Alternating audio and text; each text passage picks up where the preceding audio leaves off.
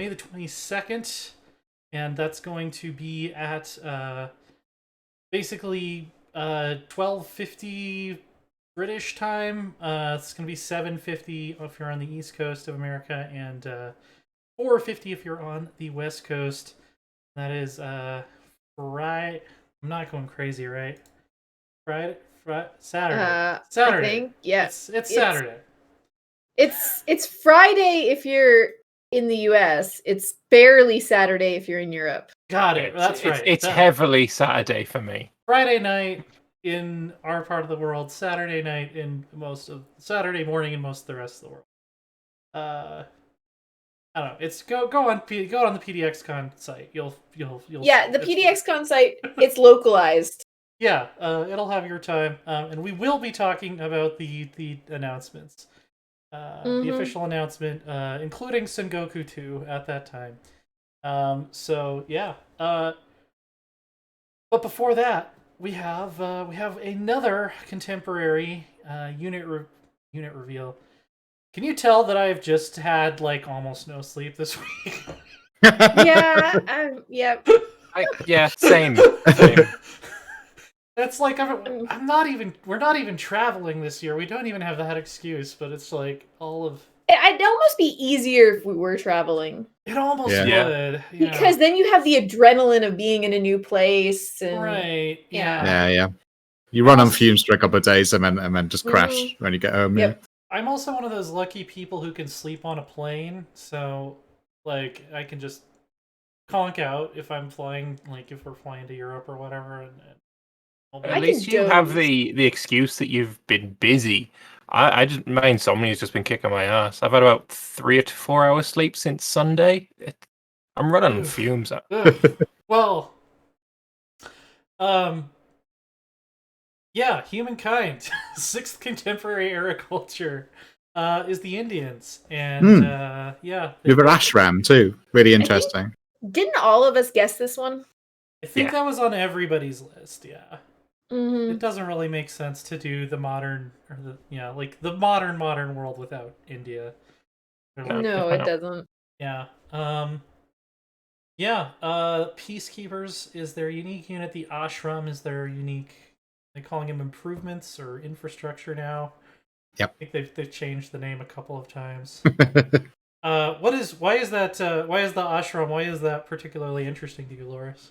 Well, it was one of the things that Gandhi was really big on, right? Making ashrams, and it's probably not emblematic of India proper, but I suppose an idealized version of India in Gandhi's mind, I guess. Which makes it interesting to me, but it's cool. It's like a monastery kind of thing, but yeah, it's a religious community, Okay. sort of like a sort of religious commune sort of thing. Where you do farming and it's like a little village basically. But Gandhi was very big on them. But obviously, modern day India does not have many ashrams. But it's cool. It's interesting. It's more of an idealized version of India than India proper. Okay. It's cool. I like it. Yeah. And India is pretty diverse. Big into the UN peacekeeping force. Whenever they get sent to various places, there's a heavy contingent of Indian soldiers in there, so it makes sense that they would have peacekeepers in there. Yeah. It is. It's still interesting to me how, I don't know, the contemporary era. Most of the units we've seen so far aren't like the first thing I would think of if I thought of that country. But I guess it's harder for the modern. Like most of the units, most of the like military units that we have like a strong cultural imagination about are from like World War II or earlier, I guess. Mm-hmm. So, that is true. Yeah. Except for things like Navy SEALs, I guess. Right, or like if they add the UK eventually, like the SAS would make a lot of sense. Yeah, I can see that happening. There are steets. Still, we don't have any stats or anything for the contemporary era yet. I don't think. So far the leak has been 100% correct, so at this point I would say I'm pretty much 100% sure that it was real. Unfortunately. So, but we'll keep keep checking in to see what the units and the districts and things are. What might happen though if you couldn't keep these? Would be my next question. There'd be a high cost for it. There could be. There could be. See, that was going on almost no sleep. I would say that was not bad. That's not bad. That's not bad at all. Yeah. Almost no sleep. Yeah, we got some more little but significant bits to see from the 1.4 Azure patch for Crusader Kings 3, including a declare war screen that looks like the rest of the interface instead of looking like a placeholder, which is very cool. You can see troop numbers a little easier, and you can see treasury, so you know how many mercenaries that they could hire. And unsurprisingly, I don't like it. I think it's shit that you can tell exactly how many men and how much money your enemy has, because it's what I fought and won. I will point out that's what I fought for in Imperator, to get rid of all this bullshit information that you shouldn't know, and I won that fight. And now they fucking screwed up CK3, giving you information that you shouldn't have. I hate it. No, terrible idea. What were you gonna say, Rose? Oh, I mean, Lambert also got it in Stellaris. Yeah, well, that's what I was gonna say. Yeah. I'm not going to take credit for that one, but I'll take credit for the one in Imperator. I think CK3 needs its Nemesis patch, basically. I don't know, how. A spy system in CK3. You already have a spy. That would be... Yeah, you already have a spy master. You already have the ability to place your spy master on the map. Cool if it's I'm declaring war on the King of Galicia. I don't know how many troops he has, so I'm gonna place my spy master here, and he will give me over time more detailed report on his finances. And his military. Make agents a lot more interesting, Yeah. Get agents. That would be pretty cool. Yeah. Mm-hmm. Instead of just permanently having my spy master scheming in my own court or doing something like that. Farming favors from your vassals so that you can lower their or raise their feudal obligations by picking up their dirty laundry. And you'd have to be cautious of all those French courtiers in your court, because they might be reporting to the Capets rather than to the good kings of England. Yeah. So I think CK3 would be a strong candidate for an espionage system, honestly.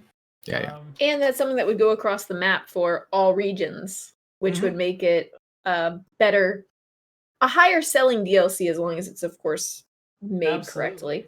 Absolutely, yeah. So dynamic. They're also changing mercenary cost to be dynamic, which makes sense for balance reasons. It kind of makes sense for RP reasons. They said, after all, why would the Count of Ulster be expected to pay the same price as the Emperor of the Holy Roman Empire? I guess, that they might try to extort you more if they know that you're richer. If I was a mercenary captain, I would be charging based on the enemy. If you're the Count of Ulster, you've got a price. Oh, you're fighting him? Oh, yeah, no. You're going to have to pay me a lot more then. Yeah. That would make sense, but that'd be harder to implement, I feel. True. Yeah, but, I mean... If they're trying to push the roleplay angle.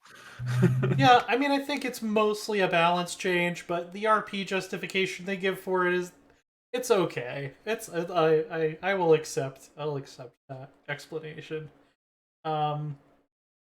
This is very good though. I think this is just going to be a major quality of life thing. Dynamic garrisons. So the garrison will be depleted at the end of a successful siege, which means that a freshly captured territory will be defenseless for a while, making recapturing it faster.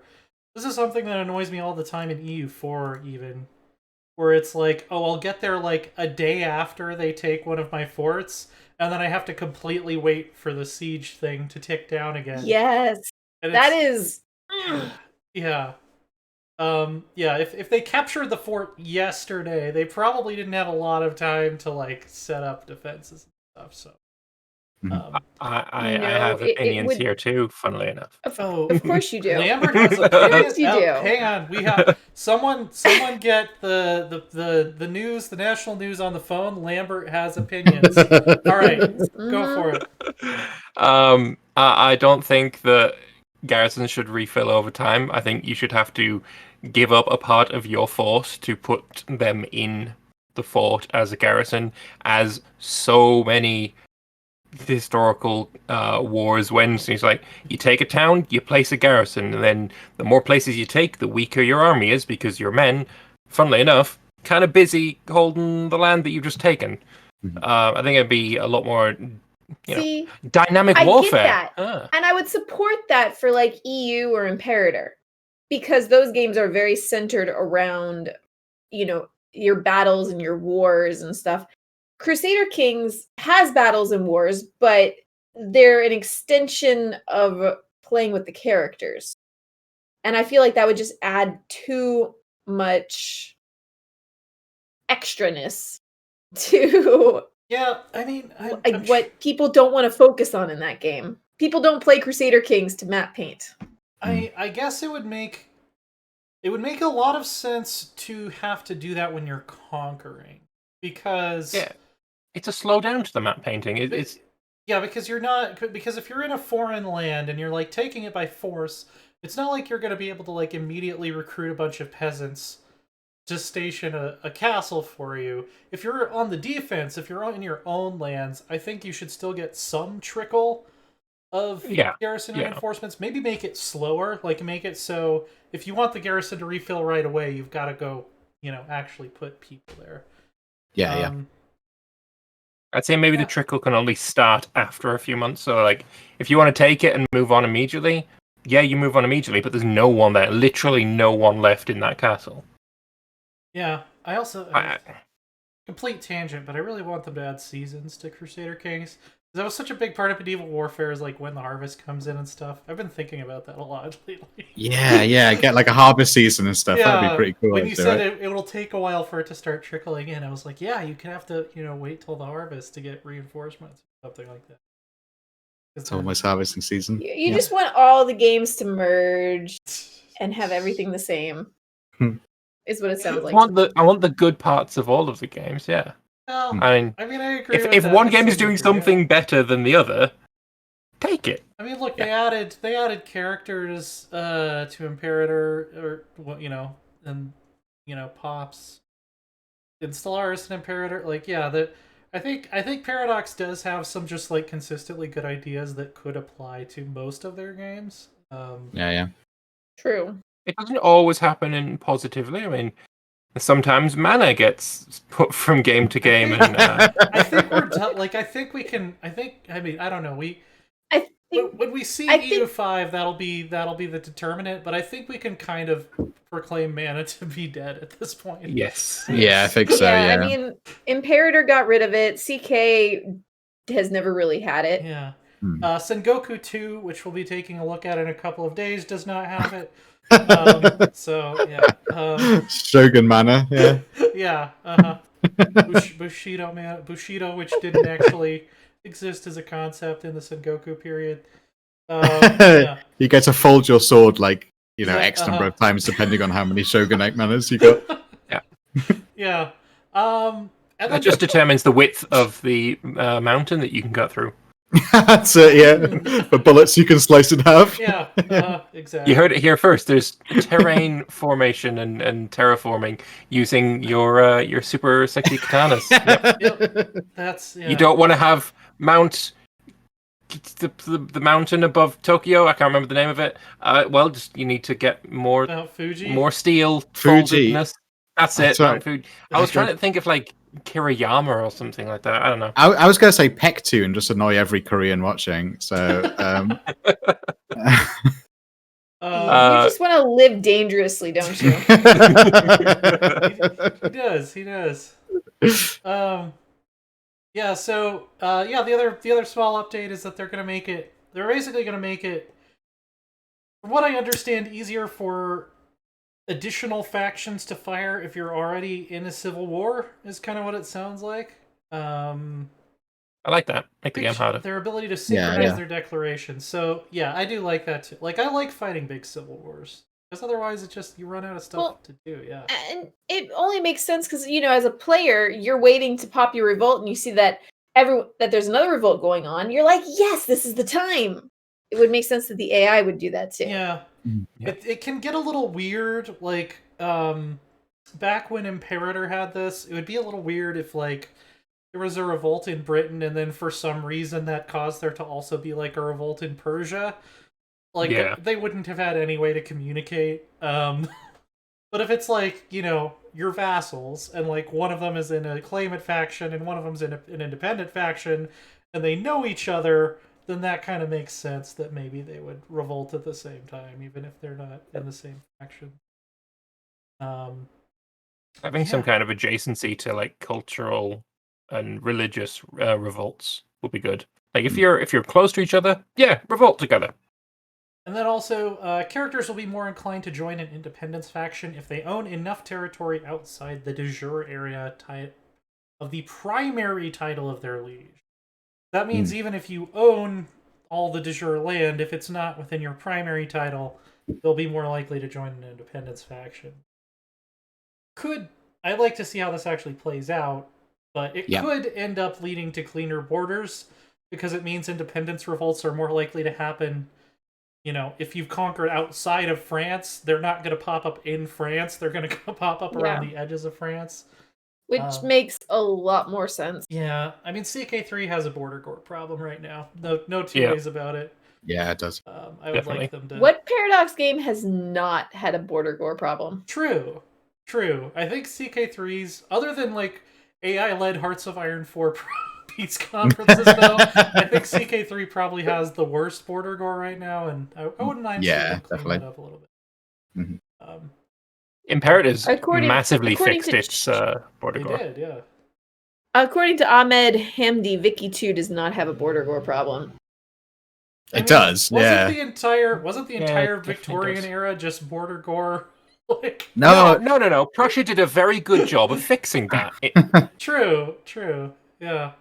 No, Vicky 2 definitely has a border gore problem. For sure. Yeah. The scramble for Africa, led by when the AI does is true. Yeah. The AI, especially AI America, has a bad habit of just taking random bits of Mexico and looks terrible. Yeah. I mean, that's historically accurate. I don't know. No, we took a nice clean slice of Mexico. It's clean, straight edges. Yeah. That's what they need is to model the idea that in the 1800s people had an obsession with straight lines and drew a lot of straight lines arbitrarily. Well, it's interesting. If you looked at a map of the U.S., the East Coast, all the states, they're all squiggly and they follow rivers and weird boundaries. And then you get out west and it's just straight lines. Yeah. Can't tell if that's laziness or boredom or I live in a rectangle. I live in Colorado. It was because Thomas Jefferson wanted the entire country to just be a big grid. Like he was like OCD to the max.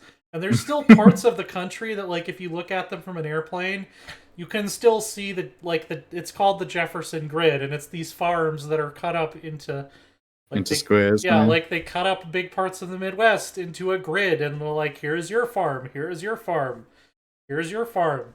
It seems like a terrible idea. Please chase away the indigenous people and plant some crops for us. Have a great time. They did it with forestries and railways, right? In California and Washington too, right?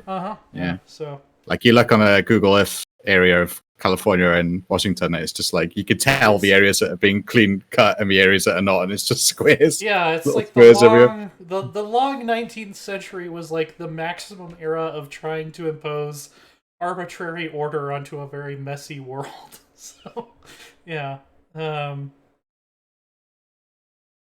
don't know. I'm not a fan of the straight lines. Yeah, I like don't work for me. I like natural looking. I like it to follow a river or a mountain range or something like that. Yeah. As long as the country's gone. There's not always a river or mountain. Though what can be entertaining is you look at some like county lines. It'll be straight line, and then it'll come to like a lake, and it'll go jig-jag around the lake, and then go straight again. Yeah, Isn't that basically the U.S. Canadian border with the Great Lakes? Yeah. Yeah, well, the U.S.-Canadian border also, like, if you zoom in on it, it's not anywhere near as straight as it looks on a map. Look, rulers didn't come in kilometer-long lengths. No. Well, yeah, because they thought it was straight at the time, but when they were actually putting down the border markers, the technology they had available wasn't good enough to make a straight line across an entire continent, so it actually zigzags quite a bit. Yeah, I think borders that follow rivers are best, as long as both countries or both provinces or both counties or whatever it ends up being don't get like super anal about the rivers shifting, because rivers they do tend to like meander a little bit over time. Mm-hmm. And you can't just be the rivers move, but I still want my 2-inch parcel of land on your side of the river. I think that's why Maryland has like a piece that's like not connected to the rest of the state. Some states like that. Yeah, the river. There's at least a couple places in the U.S. where a river moved, and now the state is like not connected to itself. What I think is interesting is like you look at the Canada border. Most of the eastern side of the border follows up past about Montreal through the Great Lakes. It cuts right through the center of the Great Lakes, and then it follows a river, and then you get to this weird bit to the east of Winnipeg. If you pull up a map, it's weird. I guess it's followed the river, but then it like jumps up past Big Island, and we get a little tiny peninsula piece. Yeah, it's part of the U.S. in Minnesota. It's weird. Well, if the worst one I think in the world is the Russian-Chinese border along the Amur River, because it's a Siberian river basically, and those meander a lot because it's all permafrost and like and wetland, so it just wiggles a lot. So it's changed so much from the concession times, but the border just looks completely different from. But luckily, hardly anyone lives there, so it's not really much of a. Just keep following the border. Keep following the river. Just like the Iraq-Iran border, it's been there for like 600 years. It's been there since like the Ottomans and the Safavids, or whichever Persian dynasty that was. Just like they figured that out. This is the dividing line, and we're just gonna leave it there. It's not. We're not gonna worry about it. It's the oldest continuous border in the world. I mean, not without lack of trying. There was a whole. True. It has happened. There have been invasions. They have fought over it. Nobody has successfully moved that border in the last 600 years. What has been moving along though is the EU4 team, as they continue to release patches and fixes for 1.31. Famously, kind of a mess when it launched. I've played almost all the way to 1821 in this patch, and most of the all of the game-breaking stuff seems to be fixed. There's still some annoying little things, but I would say if you've been waiting to update EU4, it's probably the time to do it. Everything's pretty much working correctly. I don't know if we showed these notes last week. It came out the day we recorded. We might have showed the patch notes last week, but I just wanted to report back and say it's in pretty good shape. There's still some annoying, like, non-game breaking stuff, but I've only played a few games. I found that Protestantism is incredibly weak now, but that could just be my experiences because I've only played 3 games. Yeah, I haven't actually played in Europe yet, but that's interesting because in Emperor in 1.30. Anytime I tried to stay Catholic, I would get targeted by all of the centers of Reformation at once, which it turns out was a bug that was like the more resistance to Reformation you had, the more the centers of Reform would target you. So yeah, like I got flipped Protestant as Bavaria against my will, and then I got flipped Reformed because then all the Reformed centers of Reformation targeted me, even though I was already Protestant. So yeah, it was pretty funny, but yeah, I'm wondering when they fixed that, they kind of weakened the Reformation overall. I don't know. Yeah, I'll have to try a Europe game at some point. But Yeah, it's in pretty good shape. If you haven't given 1.31 a try, or if you tried it and it was so badly broken that you quit, now's probably a pretty good time to go back. Yeah. Still got some I mean, stuff to fix, but yeah. Mega Cities are still a thing, as far as I'm aware. Yeah. I'll wait until that's not a thing. Be I mean, be that EU4's next update or EU5, I'll wait. I'm no interest in Mega Cities. I don't think the AI really does it that much. But yeah, it's still possible to make ridiculous mega cities. Yeah, could use some diminishing returns. I'm with Cultural Chimera in the chat. Just waiting for Annenbar to update. Oh yeah. Big time. Yeah. Yeah, mods. And Benar should do an imperative version of the mod. Wouldn't be played by nearly as many people, but it'd be more good. Didn't they say they wanted to do multiple that's the word. On Benar that were like using the different Paradox games? Didn't they say that? Yeah. At one point? I mean, the thing is, though, the reason they're doing that is so that they don't have to change the date files or anything like that. Okay. But there's if you go with Imperator, you're starting in 450, going into 727, and then immediately the CK3 version of Anbenar is like only 100 years later. They may be a little bit too close. I don't know. Okay. Yeah. I can see that. There's an interesting dev comment as well beneath. Yeah, people asking for, or less asking, still waiting for Petra to not be Sunni locked, and the dev saying there that we're taking a look at this and probably change it for the next patch. I just want to point out, if any of the EU4 devs are watching, none of the monuments or Great Wonders or any of that sort should be religion locked, because that's kind of dumb. Yeah. Let's be honest. And I think when we discussed this before, I said like if you're not like, you shouldn't get missionary strength from a mosque if you're not Muslim, but like you should get prestige regardless. Like even if it's not even something glorious. Yeah. Or even, let's say you owned a fancy mosque, you should have a decision where you turn it into like a Catholic church. Right. I mean, that's what they did to the Hagia Sophia. So yeah, that's what I'm saying. Hagia Sophia was Orthodox locked until it was conquered. Yeah, exactly.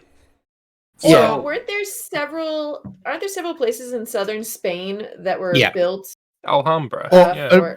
Not just southern Spain, like pretty much all over Spain. And then they got turned into Catholic churches. Pretty much most, a huge number of the castles in Spain are Muslim built, and most came with a mosque inside the castle, and they basically conquered the castle and then put a cross on the top of a mosque and called it a day. Architecture. There's, that's why you get that. Everything comes from somewhere else. It's why no one is original. You get that very rich Spanish style, which is so influenced by the Moors and Arabic art because of that, right? You know, I feel like CK2 was like the only game to really get monuments right so far. I guess Stellaris, if you count Megastructure. Like, I'm not a huge fan of how it works in EU4, and I'm honestly not a huge fan of how it works in Imperator right now. Me either. Yeah, I don't know. Yeah, I think you're right there, actually. Yeah. I feel like it's just at the same time very shallow, but also quite overpowered in EU4. Right. I feel like, especially if you're playing like a nation that has got something in the capital city, as rare as that can be. Say if you've got Versailles, you should be able to pimp up Versailles a little bit, because that feels a lot better. Or you pimp up the Forbidden Palace, or you pimp up the Kremlin or something, but you can't really do that. You've just got it, and it doesn't feel very special. Yeah. We'll see what they end up doing with it. That's probably the part of 1.31 that is still the most rough around the edges, is just the fact that a lot of the new features don't feel particularly well thought out. And it's like they're easy to ignore for the most part. Like if you don't want to use concentrate development or steel development, You can just pretend they don't exist. Like, you can mod them out if they really bother you that much. See, I don't mind steel development so much. I think it's for concentrate, which is a bit of a... Yeah. Well, and I mean, think it's the development part that I don't like. Mhm. Just in general, just development in general is just a bad system. EU5, yeah, pops are better. EU5 should have pops. I think, yeah. I think we're in agreement on that. Yeah. Well, yeah, and also I think the meta in EU4 is basically a development meta, right? You pump down those development costs and you can develop stuff for like free thing, If free If you think about it, considering like EU started as a board game, having mana makes it works in board games. Yeah, they but converted that was it to EU0. Yeah. it On converted EU4. to computer games, and I know, and it's gone all the way up, and mana has changed over time. But like the next step away from mana is simulating with pops. Yeah. Yeah. And it's the next evolution. And the alpha pops are the Victoria 2 pops. Victoria 2 pops are better than Stellaris pops and Imperator pops. Yeah. Sorry, that's just how it is. Stellaris pops, they get lost. They get so confused trying to do Xeno compatibility that they kind of lose sight of themselves. I've just started. Look, Stellaris 2, Stellaris 2. I didn't say Stellaris 2. That's not a thing. Don't worry about it. No, they're announcing Stellaris pops on Saturday. So yeah, get ready for that. Yeah, you see my lovely background. There's gonna be a Sengoku 2 to Stellaris 2 Space Samurai converter. Yeah, that's confirmed. Yes, so yeah. And they like to, time travel and go marching with the Eagles. Yeah. Yeah. Oh, don't say March of the Eagles. We're not supposed to talk about March. The March of the Eagles remaster is not something we have We're gonna get liberty to discuss. Sorry, they didn't say it. They said Starch of the Beagles.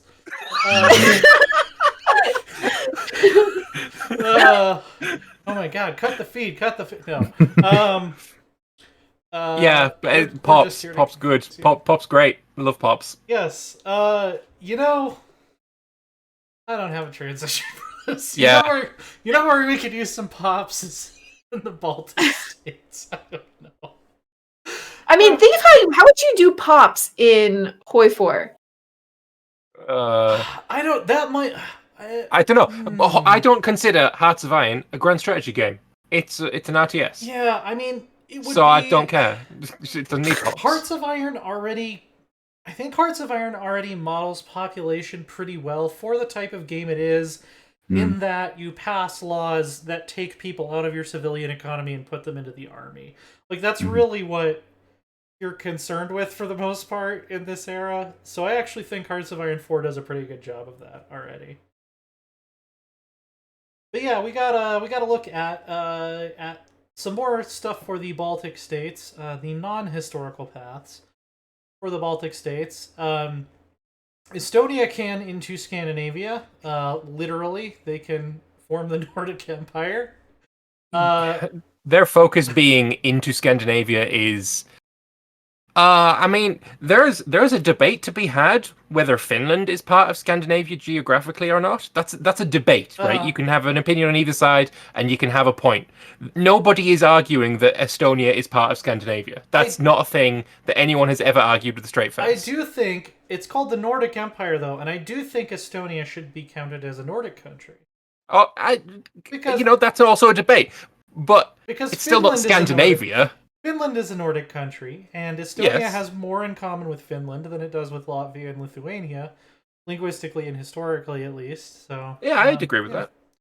But Estonia's still not Scandinavia, and the focus is literally Estonia is Scandinavia. Not even Estonia can into Scandinavia. It's Estonia is Scandinavia. And I'm also really not sure how I can think about Finland's off-license being the capital of the Nordic Empire. It just doesn't make any sense to me. Yeah, I mean, technically, like, geographically speaking, Denmark isn't even Scandinavia, because the Scandinavian peninsula is like Norway and Sweden. It's like this that I'm drawing. I disagree. I personally think Finland and Karelia are part of Scandinavia. Culturally, don't tell my wife; she vehemently disagrees with that. No, I think culturally, I agree with you. Geographically, I think no. Geographically, it makes more sense. The Scandinavian peninsula does not include lower part of Finland. I think it does. You think this is all one peninsula? I mean, look at the amount of distance you have to go to get the in the Baltic Bay up to the sea versus going through Lake Ladoga and the other lake. It just makes more sense to include Finland and Karelia as part of one big peninsula than it does to not. A peninsula, well, I guess... It sticks out of a landmass, Russia being the big fuck-off landmass, and that whole thing being a peninsula that curves around. I mean, I guess if mainland Europe could be considered a peninsula, then you could consider that whole thing to be a peninsula, yeah. You'd have to cut through less land to call that a peninsula than it is to call what you think is the peninsula. Well, there's so many sub-peninsulas. Like, there's, It's also fine. So, what is a peninsula? Would you call, like, Africa a peninsula? No. Let me think about that. Well, they call the Arabian Peninsula a peninsula, and it's kind of not, because there's land... Well... I don't know. Maybe I don't know. Chat, help us litigate the definition of a peninsula in the chat, because it's very important. It's a bit of land that sticks out of another bit of land. It's not a stupid question at all. Just it's very important. We need to know this. Well, it's also like there's no good definition of what's called continent either. So yeah, let's bring that one back up. Isn't Afro-Eurasia technically an island? I mean, you can draw a line with water all the way around it, so sure. Is Earth an island? Okay. So the other thing they can do though is, which I think is more interesting, is they could form the Empire of Finno-Ugra, which is basically all of the Finno-Ugric speaking areas, not including the Nordic or the Germanic Scandinavian countries, which is pretty cool. I like that. Their flag's pretty cool too. It's got like a reindeer on it, or a moose or something. No, that's a reindeer, moose. Yeah. They both have antlers, which are technically like bone growths. Yeah, they're like cancerous growths that they've adapted. It's sometimes you're a woodland creature and you get cancer and it makes you better at fighting, and then you pass it on to your descendants and. I have no idea where this is going. I was looking at a map of Scandinavia, and then suddenly we're talking about cancerous bone growth. I'm so lost. What's that map you linked? I can't even work out what's supposed to be. It's Google Maps, and I've just put some lines through it, and I would like to see what chat thinks of which one is. Yeah, is it red, green, or blue? That looks... yeah, I mean... I personally think blue. I mean... Yeah, I mean, I've always thought of Scandinavia as kind of going from, like... I don't know if you guys can see my map. Yeah, I guess it would be basically where you have the greenish-brown line here, yeah. So. Yeah, but wouldn't that count for Sami as being... Nordic? Well, no, I would say the blue. I'm Sami would be Nordic, yeah. Purely geographically, what would I consider to be Scandinavia? It doesn't mean everybody that lives in that area is, culturally homogenous. You know how I would draw it? Cut all this, and it's just Svalbard. Just Svalbard. Yeah, the true. I didn't even put Svalbard on the map. The true north is Svalbard. If you're not from Svalbard, don't go calling yourself Nordic. That's not much. That's not you're a southerner at that point. If you're not. Yeah, I mean you're pretty much German or Russian, one of the two. Yeah. So. Yeah. Let's just see how many Nordic chatters and listeners we can upset. I mean, I live in Finland. I guess that doesn't give me any authority because the Finns don't agree with me, but it doesn't matter.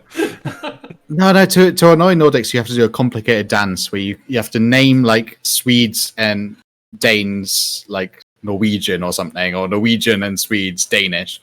It's a complicated dance of where you have to pin them all against each other. I think the Geats should declare independence. I think Götaland should be its own country again. Just yeah. Give Karelia back to Finland. Latvia, we are officially like treading into territory that where only mods have tread so far. You can become an unironic pagan in Hearts of Iron 4 now. As a Latvian fascist, you can restore the Dievturība religion, the old, which is the Lithuanian version of this is called Romuva. If you played CK2, you might be familiar with it, but they were the last major European pagan religion to be supplanted by Christianity. And apparently in World War II, I didn't know this, but apparently in World War II there were like agitators trying to restore the old religion. Like all neo-pagans are fascists, Liana. I mean, that's just all that's right, a given, so right? you're off the show. No, I actually know. I know Dievturi people today. Like, this is actually still a thing in Latvia and Lithuania. Lithuania, they call it Romuva. Yeah, this is a thing. Like, this was one of the first European pagan revival movements, and it's one of the stronger ones because they were like the last to be converted, and a lot of people didn't ever really give it up anyway. Sort of like in the Elfdalia region of Sweden, they didn't ever really give up the pagan stuff. Sure, I'll believe in you, Jesus. Just leave me alone. Yeah, we're just out here farming. Yeah, sure, yeah, whatever. Pay taxes to the local bishop or whatever. Yeah, that's fine. We were already paying taxes to some other asshole we've never met. It's all good. But yeah, just pay all the taxes. You can basically level up this Dievturi modifier, and institute state paganism, the wrath of the old gods. I mean, I would be excited about it if it wasn't fascist. Not sure I'm down for the fascism part of it, but I mean that's the awkward thing about neo-pagan revivalist movements in the 1940s. They did tend to, not saying modern day ones are, but they did tend to back then, at least. That was true in Germany and the UK too, and to a lesser extent France too. There was a strange far right neo-pagan movement to try and get there's like a reason. old there's a reason Gaulish. There's a reason that when somebody describes themselves as an Odinist, I generally go the other. I turn around and walk the other way. It's like, oh yeah, So, anytime you say, "Oh yeah, I'm interested in Norse mythology," there's always a bit of a no, not that kind of interest. Yeah.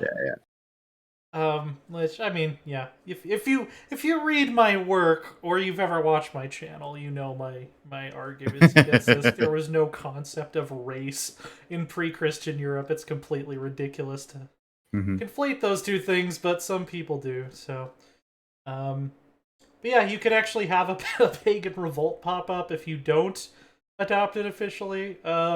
Which is, I don't know how plausible that is, but it's something that can happen. Yeah. It should have been more plausible. There's a pro-German path where you can become the Ostland Reichsprotectorate or whatever, and if you're a coward, you could do that. And then Lithuania actually gets, like Poland, they can restore the Commonwealth under Lithuanian leadership rather than Polish leadership, but also if both of them go down the Commonwealth path, they can remain independent nations but form a Polish-Lithuanian Commonwealth faction, which is kind of cool. Or they can go to war to see who the real king is. There's Greater Lithuania and Lithuanian Poland, which I'm sure won't upset anybody. That's a great thing about Hearts of Iron. It never upsets anybody. I think that's actually kind of cool that if both nations have to go monarchist, and if they do, they can then decide that, oh, I'm the real monarchist and you're fake and I'm going to attack you, or they can go into Commonwealth. That sounds like it'd be throw themselves. Yeah. Like, I could see that being a really fun, entertaining way to play. Yeah, like for like a multiplayer, we're like, all right, one of us is gonna be Poland, one of us is gonna be Lithuania, and we're gonna form the Commonwealth faction, and then we're both gonna like, you know, you get to fight the Soviets, I get to fight the Germans. Let's do this. It's us against the world. Yeah. This is the hat that they teased last week. Yeah, completely wrong bloke, but I guess last time. I wouldn't say completely. It's literally his son. Yeah, but it's not the same guy. You guessed Mindong the second. Yeah, It's the third instead. Mindaugas the first, I believe, was the last good king of Lithuania. So they're pulling the name from the right place. Yeah. If I remember right, maybe he was the first bad king. I don't remember if he was the last good king or the first bad king. Yeah. So, you can do democracy too if you're boring. That's always an option. No, this actually their democracy path is kind of cool because you can sort of push for a more integrated union. It almost kind of reminds me of like centralizing a federation in Stellaris, or the like the custodian resolutions, where you can set up like a pan-Baltic bank, you can set up a common army, and then you can either keep everybody separate but in the same faction, or make a single country. Reminds me of what they already do with the British Commonwealth, if you choose to, instead of letting them all be free, let's reunite the British Empire. Yeah, there you go. I mean, Paradox have done a pretty good job in the last couple of expansions on making demographic paths interesting. The Byzantine, the Greek democratic path was pretty good. I do like the U.S. one too, with the Senate system and stuff. Yeah. That could be a lot of fun to play with. I generally quite enjoy the demographic paths. I like the Mexico one because you get to have a cardinal as the head of your state, and he's got a really cool portrait. It's really I'm not sure how democratic that sounds. Being a cardinal of the state does not sound. Doesn't scream democracy to me. Well, I think elected. Yeah, it was. I think they were the Jesuits in Mexico were fairly democratic, as opposed to the Cristianos, I want to say. My 5 mates voted for me. It's democracy. Yeah, look, Vatican City is technically a democracy, right? They vote for their leader. It's about votes are one way you can get diplomatic weight, but there's other ways too. So then they also get this little government in exile branch, which I feel like all the nations that are in the path of the major powers should get something like this. Yeah. Why should it be like a focus tree? Shouldn't it just be if you get annexed, your government has a chance to go in exile if anyone kind of like accepts you in? Well, should that not just be a mechanic rather than a focus? Well, that was already how it worked. This just gives you more stuff to do once you're in exile that is specific to your nation. Yep. Yeah, governments in exile have been a thing since I should have known that. It's probably the last time I played it. Probably, yeah. Oh yeah, no, then definitely not. I would say we need to expand on a few of them too. I mean, Free France, I think, should have a bigger one. I think the Netherlands is pretty good. I'm waiting for the patch where they update the Nordic countries, because I really want to play the Norwegian government in exile and send my commandos across the North Sea to to fuck shit up. Yeah, so and then there's like the P's. Oh my goodness, yeah, you could organize like this. Man, the Norwegians did some really good stuff. I mean, I think the teacher strike was incredibly brave. I mean, shout out to the Norwegians, I guess. Occupied Norwegians. They were as I say, as an American person of Norwegian descent, they held out the longest against Germany of any of the countries that were eventually conquered. So yes, they did eventually capitulate, but they took the longest to capitulate. I mean, and going on strike against the curriculum imposed by Nazi Germany was incredibly brave. Yeah. Oh yeah. No, there were guys up north, like way in the north of Norway, who basically never stopped fighting for the entire war. Which, I mean, if you've been to northern Norway, it's like, it's pretty. I mean, you can't get panzers up there for one thing. And there's a lot of places to hide. Let's cruise through this fucking fjord, you bitch. So yeah. And that the thing about what's it called, heavy water, and the Norwegians stopped the Germans from getting access to like the materials they needed to further their nuclear plan, like set them back like 3 or 4 years with a raid that they did on a heavy water plant. Yeah, no, that's that's actually in the game now. They added that as a spy operation in La Resistance, so you can actually do that. But yeah, it's not a Norwegian-led operation because Norway still has a I think Britain does it. Part. Yeah, but I mean, we were pretty good with the whole spider's web of contacts around Europe. Yeah. Well, it's good fun to like fund the French resistance and stuff as Britain. That's a lot of good. I think you could do the Warsaw Uprising too, which I don't think we had any actual parts in it, but we do get to stage it, which is a bit of alt history. Apparently that's what the British did. They staged a Warsaw Uprising. It wasn't the Poles on their own initiative, no, it was. Yes, chat. Father Loris has a face, and it's not a cartoon face. Well, no, that's actually a very. He is a cartoon in real life. That's a very lifelike VTuber avatar that he had made because he doesn't want anyone to know that he actually is a cartoon. He outsourced his VTuber, otherwise he would literally look like himself. Yeah.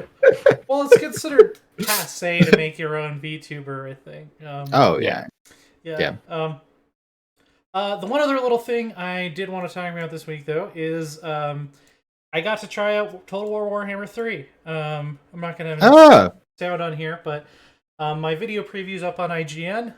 The battle is it's Kislev versus the Demons of Khorne, and it's a new battle type called a survival battle. Where there's basically 3 capture points across the map, and you have to take the point, and then you have like a trickle of resources throughout the battle that you can spend on reinforcements, towers, barricades, and you can also spend them to like upgrade the stats of your regiments temporarily. And then there's a big boss fight at the end. It's really cool. It reminds me of what was that? Total War Arena.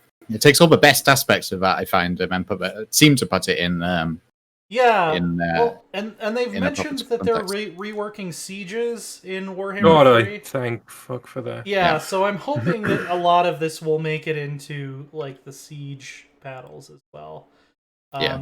There's going to be one of these for each of the Chaos Gods, and these are going to be like major story moments, is how it was described to me. Oh, so they're not replacing battles? Someone called Total War Reddit and remind them that it's not going to be replacing standard. Please. No. Just going into the Chaos Realms. I thought they made that very clear, in the trailer and stuff. Also, Look, this is coming from the group of people who really doesn't want to fucking play Pontus. Yeah. Well, they also said that so you will actually be taking your own armies from the campaign map into these battles. It was a pre-made army in this battle because it wasn't attached to a campaign. But yeah, like you'll have your actual troops from the campaign map when you do this normally, and like the reinforcements you can call in will be based on the army that you brought in from the campaign map. There's one for each of the Chaos Gods, and you will get to play these battles when you're playing as Chaos because the Chaos Gods don't get along very well. They invade each other all the time. Like just because you're playing as Tzeentch doesn't mean you can't go invade the realm of Nurgle or whatever. So what I couldn't get them to say is if there were human versions. So I'm not sure about that. Like. It's such a shame though that they had to preview probably the boring Chaos God out of all of them. Excuse me? He's the most straightforward. I wouldn't call him boring. Nurgle is the worst. Oh no, Nurgle's where it's at. I want to see what Nurgle. I can't stand Nurgle. Oh, I love Nurgle. I want to see how disgusting his Chaos Realm is. I can't wait. I want rivers of pus. It would be amazing. So disgusting. I'm a Slaanesh fan, but I also like Core. I like. Just because like I like my melee troops. I like my offensive shock infantry. I don't like wizards that much in the Warhammer world. So Khorne and I are on the same page there. It's like wizards. Screw wizards. Yeah, they totally could have done a Slanesh and Korn together as a DLC and called it Blood and Boobs. Tits and torment. Yeah. Oh god. When I was a kid in Warhammer, Tzeentch was my least favorite Chaos God, and I think now he's my favorite. Yeah. Well, I think just aesthetically, Korn is still pretty top. Yeah. Mm. Korn is like the one whose play style I like the best. I think I like Slanish's style the best. I'm really looking forward to see, I'm just interested in what the Chaos Realms look like. Slanesh is Chaos Realm will be interesting to find out what they managed to do that while keeping a rating system. Once again, that's the $1 million question. Is how are you going to do Slanesh? Yeah. And without getting banned in Australia or something. Yeah, exactly. It's interesting that you said that you like Slanesh's style the best, because I mean, for me, Slanesh is the only one with a sense of style. The rest, Nurgle, sure shit doesn't have a sense of style. Oh, it does. It has foulness. Look, Korn has style. That's not style. It is. Korn's sense of style is spikes and fire and skulls. Look, Korn doesn't care for style. He just wants blood. Korn is, Korn is like old school heavy metal. Korn is like, I just, it's your Slayer, right? Korn is your Slayer and your Megadeth. Yeah, boring, rubbish. It's just hoorah, I'm attacking stuff. I like skulls. None of this is making any sense to me because I have never played any of them. I'm just sitting here going, eh. You should try Nurgle is Metallica in about 20 years when they're still somehow making music. Like their finger bones are falling off and they're still making music. That's Nurgle. Okay. Imagine Metallica, but they're lepers. That's basically it. I think Nurgle is more like sludge metal or like crust punk. Like it's got to be about. I don't know either of those words. And dirty and I believe I did at one point do a chart of which genre of metal every Warhammer faction was. I don't know if I can find this quickly, but I'll give it like 5 minutes. While we talk amongst ourselves. I think Slanesh fits a bit of Rammstein actually, because Rammstein do have a few risky songs and music videos that certainly fit with Slanesh, and the whole BDSM kind of thing going on there. They have what I would describe as some very German music videos. Yes. Let's see. Warhammer factions metal genre. I will say, speaking of the factions, I wasn't that looking forward to Kislev, if I'm honest. I thought it'd just be it's just fucking Poland or something, and who's interested in that sort of thing. Just like Winged Hussars and all that. But no, look at the trailer. They've got Streltsy. Streltsy. Yeah, I wasn't that fussed about it. What I'm really interested in is fucking Rara Rasputin is there in the middle of the army. Fucking he got a little Orthodox priest, and he looks all gangly and he just looks so Rasputin-y. And they've got these amazing sleds that are pulled by bears, which look so ridiculous. They're like Santa's grotto sleds pulled by bears with people shooting off the sides of them just randomly. It's very good. And then the massive cannon that they've got being Little Grom. Yeah, that's the one. They called it Little Grom, considering they literally have a character in the game called Grom. Well, I imagine it's made by the dwarves. I figured that's what I figured. I mean, Grom was the goblin, though. Oh, you're right. That's what am I thinking? Goblin. I was thinking of Grom. You're thinking of Grombrindle. Yeah, I am thinking of Grombrindle. Yeah. Chat, am I wrong in thinking that these guys could talk about this for another hour? No, we could. Yeah, definitely could. Completely derail the whole podcast. I've been into Warhammer for more than half of my life. Yes, I could talk about this for a very long time. Yeah, it does feel like they're going to talk about this for another hour, but I don't know that we have another hour, guys. Because we do have a double podcast this week. We do, so we should probably probably. I should have pulled down some Warhammer while the camera wasn't on. I couldn't find. I can't find that. Sometime I'll show that chart I made of which metal genre every Warhammer faction is. But yeah. Hang on. I'm very excited. If they do this sort of thing for Cafe, I'm sorry, I'm a massive like nerd. it's 40k. I'm not I interested. know, 40k rubbish. Fucking hoorah, Space Marine, little rubbish. Amber, what have you been up to this last week? I actually haven't done too much streaming this last week, but on Mondays I do D&D over on the Component Cast Live Twitch channel, which is a lot of fun. And Thursdays I do some Imperator multiplayer, and I've been keeping close tabs and eyes on the Imperator Invictus project, which has had its first dev diary. So I'll be doing dev diary videos for those as well, which are coming out on Mondays, which is lovely. It's kind of a continuation kind of thing going on there. Nice. But yeah, socials and stuff in chat. Yeah, Rose, what have you been up to lately? Trying to stream. I did some Stellaris on Monday. We played some Age of Empires yesterday. That was interesting. Yeah.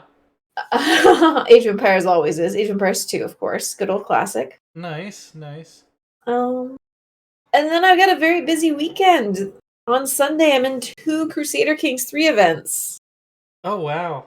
And what One is 8 hours long. It's starting at 4 a.m. my time. Wow. Jesus. You are a trooper. I would have been like, I didn't know what time it was when I agreed.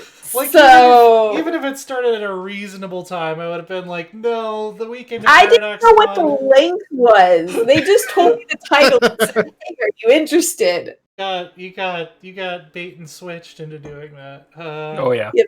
So that's the Seven Seals, which is an event with there's 8 of us. We've got some of the Crusader Kings devs are in there. Hold on, it's called Seven Seals if it's 8 of you. And it's 8 hours. And it's 8 hours. Because there's every hour a seal gets opened up. Okay. And we get we're playing single player, but we are all siblings who have been separated and cast into different universes by the trickster god Loki. Because this is all Northern Lords based. So wait, what's going on? Wait, it's Seven Crusader Seals. Kings Isekai? It's a crossover between what, the Book of Revelation and paganism. And we have it's all wrong. Every seal we open will be giving us a task. Whoever completes the task the best gets the throne, according to Loki. So okay, cool. So Loki is also the kingmaker. Yeah, so this is being organized by these. Leanna's got this eye twitch thing going on right now. The guys who do the EU4 LAN party, they're organizing this. They're also behind the Masters of Puppets, which is the EU4 event that's going on this weekend. That's also a good metal song. Yes, it is. It's literally what went through my head as well. Yeah. But yeah, we're doing that. And then there's a String of Kings, which starts at 1 p.m. my time, Eastern. It's all in the PDXCon agenda for your local times. Nice.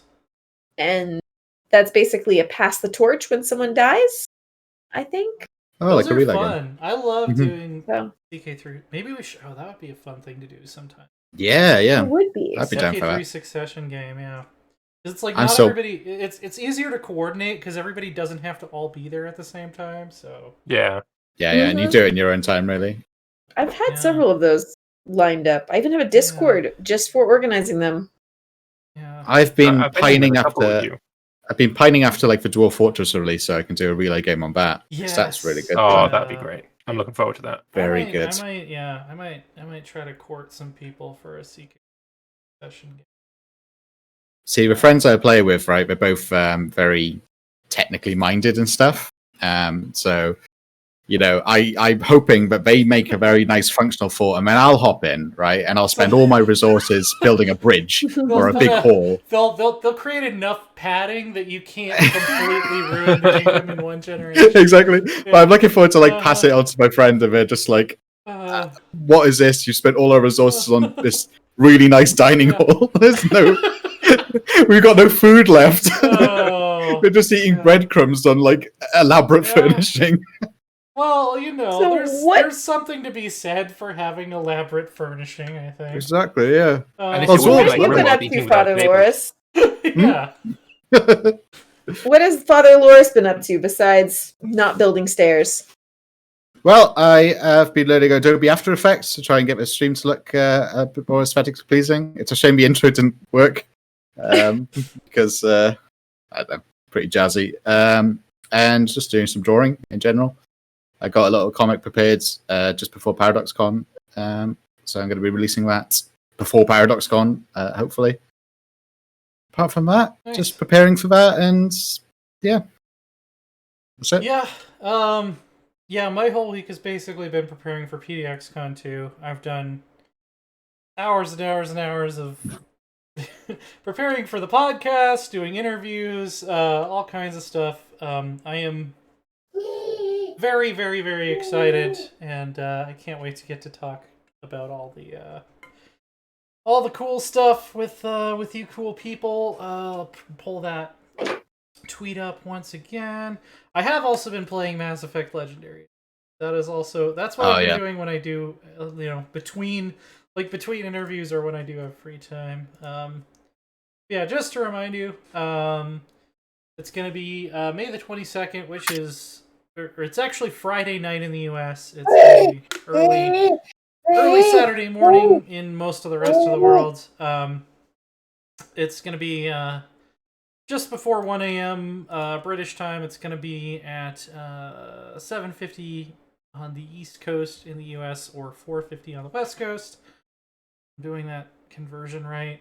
Like I said, I haven't gotten that much sleep, but if you go to the ParadoxCon Remix website, it will all be localized in your time zone.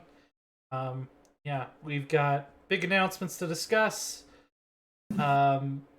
It's going to be a good time, and a little bit shorter episode than usual, so we'll have to try to keep our tangents somewhat more constrained than we normally do. But alternatively, the entire thing can be a tangent. I feel like there's going to be close to no tangent. Like there's so much to talk about that there won't be room for tangents. No, I don't think we'll have room for tangents. Yeah, no. I mean, Sengoku 2, there's just a lot to talk about. Yeah, we're going to be talking about Warhammer quite a lot, I imagine. Oh, yeah. And Mark Eagle's remaster, remember? We're not supposed to say, March, that you're...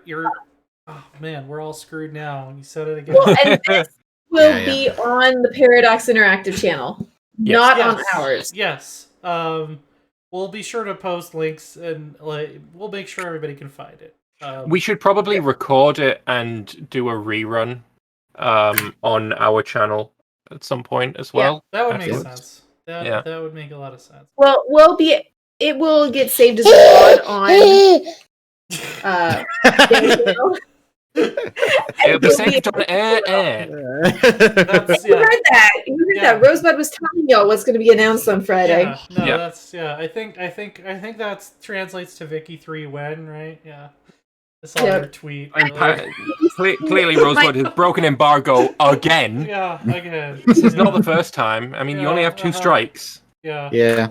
Paradox, I'm moving to a new system of code names. Just doing baby noises now. Yeah.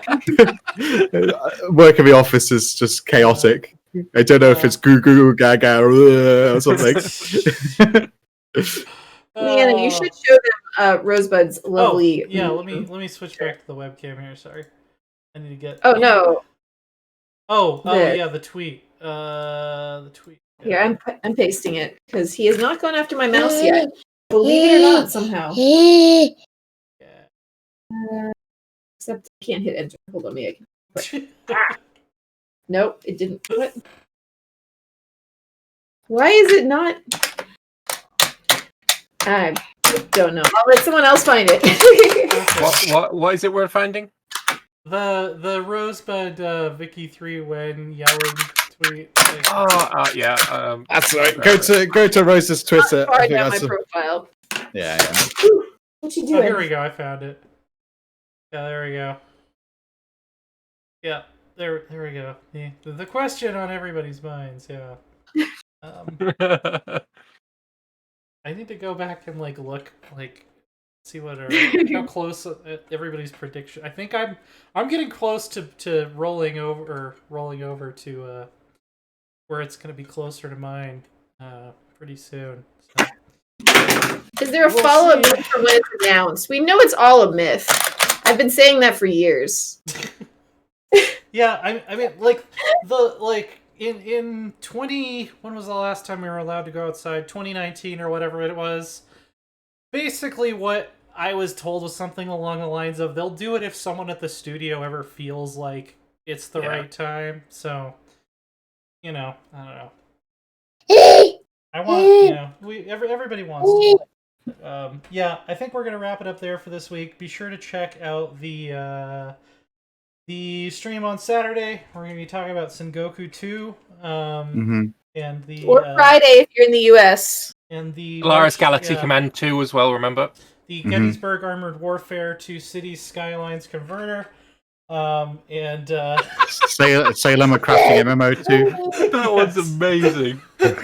I'm very good at coming up with weird bullshit paradox announcements. Oh my god, I love it. And PDXCon. Should be sure to tune in. I think the opening ceremony is going to be. It's on the website. I should have had this. It's on the agenda. Just someone posted in chat.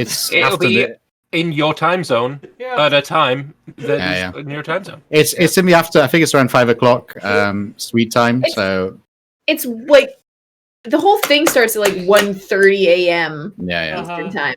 Yeah. But the actual ceremony, the announcement stuff is in the afternoon. So I think it's morning for the Americans and afternoon for the Euros. Yeah. All right. See you later. Bye, guys. Take care. Ta-ra.